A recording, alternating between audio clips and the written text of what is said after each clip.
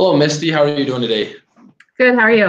Good, thank you. So my name is Hayden Albrecht. Just to give a quick introduction, I'm a junior here at Utah State University, and I'm just giving a presentation in class, and I was wondering if I could use your help. So if you could just explain kind of your career path and your job right now, just a little bit about that. Sure. So currently I work for the Division of Child and Family Services.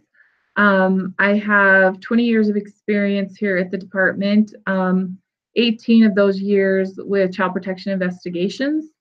And what that means is just ongoing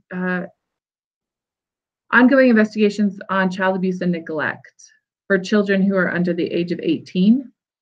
And then my last 2 years of my position have just been an administrative position here at the division. Okay, perfect. Thank you for that.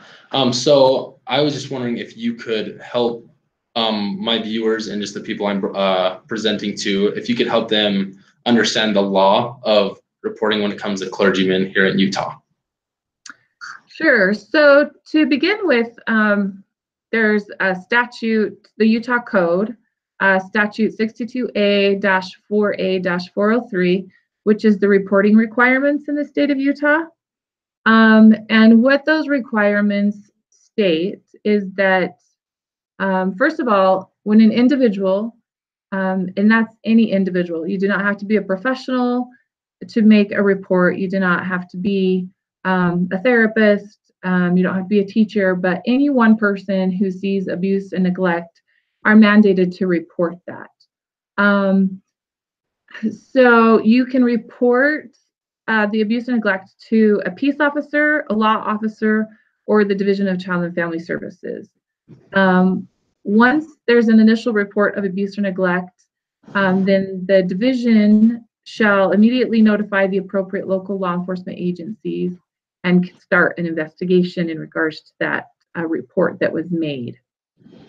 When I say that each individual needs to be a mandatory reporter, the clergy in the state of Utah are exempt to that.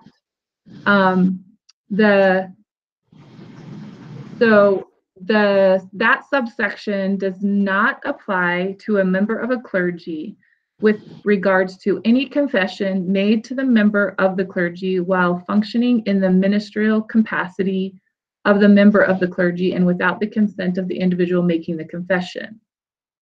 If the perpetrator made the confession directly to the member of the clergy and the member of the clergy is, under canon law or church doctrine or practice, bound to maintain the confidentiality of that confession. When a member of the clergy receives information about abuse or neglect from any source other than confession of the perpetrator, the member of the clergy is required to report that information, even though the member of the clergy may have also received information about abuse or neglect from the confession of the perpetrator.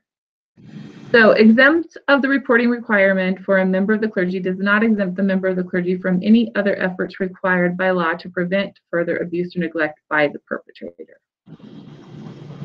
So that's what the state of Utah has in place in regards to clergy. They do not have to report if they receive a confession from the perpetrator.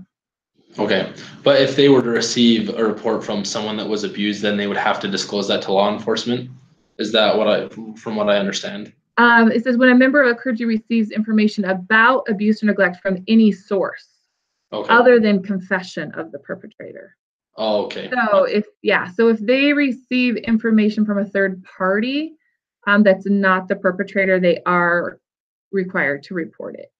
But if the perpetrator discloses it to them personally, they do not have to report it. Oh, okay. Understandable. Okay, yeah, that's just a tricky thing, and I think a lot of people don't know about that, so I really appreciate you helping me out with that. So sure. Yeah, anyways, I think that's all that I have for you. So I appreciate you taking time out of your day to speak with me. That was really helpful. Thank you. Best of luck on your paper. Thank you so much. Okay.